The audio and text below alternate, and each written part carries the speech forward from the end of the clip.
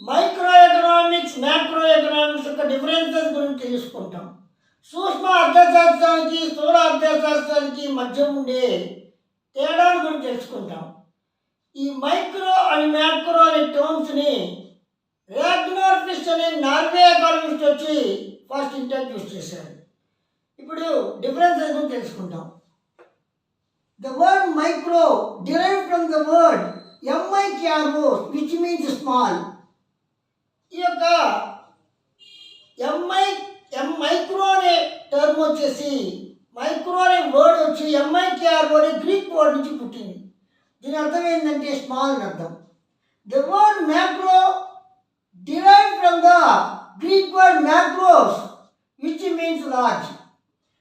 ఈ యొక్క మ్యాక్రో అనే వర్డ్ వచ్చి MAKRO అనే గ్రీక్ వర్డ్ నుంచి పుట్టింది. దీని అర్థం ఏంటంటే లార్జ్ అని అర్థం. మైక్రో ఎకనామిక్స్ అనేది ఇండివిజువల్ యూనిట్స్ గురించి స్టడీ చేస్తుంది. అంటే ఒక particular individual, particular firm, particular household, particular individual prices, wages, income మొదలైన వాటి గురించి స్టడీ చేస్తుంది. అంటే ఒక ఇండివిజువల్ ఏ విధంగా తన యొక్క ఇన్కమ్తో మ్యాక్సిమంగా వస్తువులు కొనుక్కొని సాటిస్ఫాక్షన్ పొందుతాడు, ఒక ఫర్మ్ ఏ విధంగా ప్రాఫిట్ పొందుతుంది, ఒక ఇండస్ట్రీ ఏ విధంగా మంచి ఫ్యాక్టరీస్ ఆఫ్ ప్రొడక్షన్ అపాయింట్ చేసుకొని మ్యాక్సిమంగా ప్రాఫిట్ పొందుతుంది, ఒక కమాడిటీ యొక్క ప్రైస్ ఎలా నిర్ణయించబడుతుంది, ఒక లేబర్ యొక్క వేజెస్ ఎలా నిర్ణయించబడుతుంది, క్యాపిటల్ ఇంట్రెస్ట్ ఎలా నిర్ణయించబడుతుంది, ఈ విధంగా ఒక ఆర్గనైజర్, ప్రొడ్యూసర్ ఏ విధంగా ప్రాఫిట్ పొందుతాడు, ఈ విధంగా ఇండివిజువల్ యూనిట్స్ గురించి స్టడీ చేస్తుంది. అందువల్లే దీన్ని ఈ యొక్క మైక్రో ఎకనామిక్ ప్రైస్ థియరీ అన్నారు. ఎందుకంటే ఫ్యాక్టర్స్ ఆఫ్ ప్రొడక్షన్, రెమ్యూనరేషన్స్ అంతా కూడా ఇందులో తెలియజేస్తాయి. ల్యాండ్కి రెంట్, లేబర్కి వేజెస్, క్యాపిటల్కి ఇంట్రెస్ట్, ఆర్గనైజర్ ప్రాఫిట్, వీటిని బట్టే నీకు కమాడిటీ యొక్క ప్రైసెస్ నిర్ణయించబడతాయి. కాబట్టి కాస్ట్ ఆఫ్ ప్రొడక్షన్ కాబట్టి ప్రైస్, అందువల్ల ది మైక్రో ఎకనామిక్స్ని ప్రైస్ థియరీ అని చెప్పి అంటారు.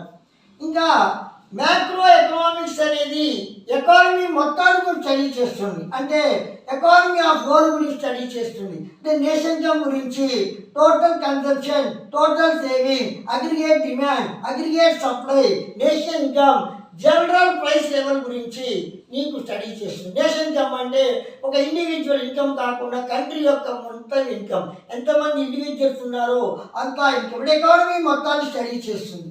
అదేవిధంగా ఒక టోటల్ కన్జ్యూమ్, ఒక కన్జ్యూమర్ కాకుండా ఎంతమంది కన్జ్యూమర్స్ ఉన్నారు కంట్రీలో, వాళ్ళ యొక్క కన్జంప్షన్ ఎలా ఉంది, అదేవిధంగా ఎంతమంది ప్రొడ్యూసర్స్ ఉన్నారు దేశంలో, వాళ్ళ యొక్క మొత్తం ఇన్వెస్ట్మెంట్ ఎంత, ఒక కమాడిటీ యొక్క ప్రైస్ కాకుండా అన్ని కమాడిటీ యొక్క ప్రైసెస్ యొక్క యావరేజ్ తీసుకుంటారు, జనరల్ ప్రైస్ లెవెల్ అంటారు.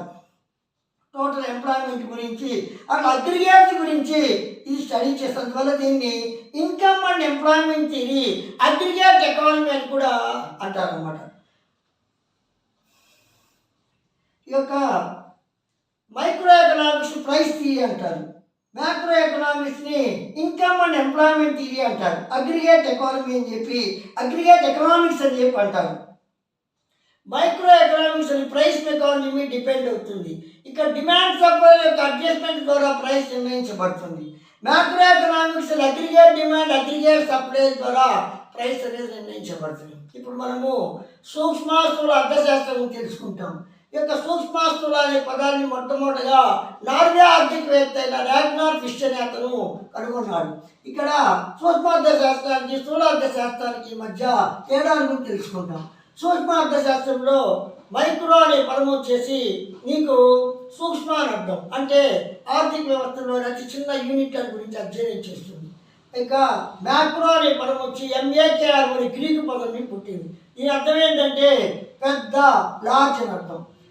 సూక్ష్మ అర్థశాస్త్రం అనేది వ్యక్తిగత యూనిట్ల గురించి అధ్యయనం చేస్తుంది. ఒక వినియోగదారుడు ఏ విధంగా తన దగ్గర నుండి ఆదాయంతో వస్తువులు కొనుక్కొని అధిక సంతృప్తిని పొందాడు, ఒక సంస్థ ఏ విధంగా గరిష్ట లాభాలు పొందింది, ఒక పరిశ్రమ ఏ విధంగా గరిష్ట లాభాలు పొందింది, ఒక వస్తువుకి ఎలా ధర నిర్ణయించబడుతుంది, ఒక శాంపుల్కి ఏ విధంగా నీకు వేతనం నిర్ణయించబడుతుంది, భూమికి ఏ విధంగా బాటకం ఇస్తారు, వ్యవస్థాపకుడు ఏ విధంగా లాభం పొందుతాడు అనే దాని గురించి తెలియజేస్తుంది. కాబట్టి దీన్ని ఈ సిద్ధాంతాన్ని ధరల సిద్ధాంతం కూడా అంటారు, సూక్ష్మ అర్థశాస్త్రం. ఇక స్థూల అర్థశాస్త్రము ఆర్థిక వ్యవస్థలోని మొత్తం యూనిట్ల గురించి అధ్యయనం చేస్తుంది. అంటే జాతీయాదాయం గురించి, మొత్తం డిమాండ్, మొత్తం సప్లై, సమిష్టి సప్లై, సమిష్టి డిమాండ్, సాధారణ ధరల స్థాయి, సమిష్టి పొదుపు, సమిష్టి పెట్టుబడి, అంటే ఆర్థిక వ్యవస్థలోని మొత్తాన్ని గురించి అధ్యయనం చేస్తుంది. కాబట్టి దీన్ని ఆదాయ ఉద్యోగిత సిద్ధాంతం అని కూడా అంటారు. అదేవిధంగా దీన్ని సమిష్టి అర్థశాస్త్రం అని కూడా నీకు అంటారు. ఈ యొక్క సూక్ష్మ అర్థశాస్త్రం అనేది ధరల సిద్ధాంతం మీద ఆధారపడి ఉంటుంది. ఆటోమేటిక్గా డిమాండ్ సప్లైని బట్టి ఇక్కడ ధర నిర్ణయించబడుతుంది. స్థూల అర్థశాస్త్రం అనేది సమిష్టి డిమాండ్, సమిష్టి సప్లైని బట్టి ధర నిర్ణయించబడుతుందని చెప్పి చెప్తుంది. అంటే ఒక అడవిలో ఒక చెట్టును గురించి అధ్యయనం చేస్తే అది సూక్ష్మ అర్థశాస్త్రం. అదేవిధంగా అడవి మొత్తాన్ని కానీ తీసుకుంటే అధ్యయనం చేస్తే దాన్ని స్థూల అర్థశాస్త్రంగా మనం చెప్పచ్చు.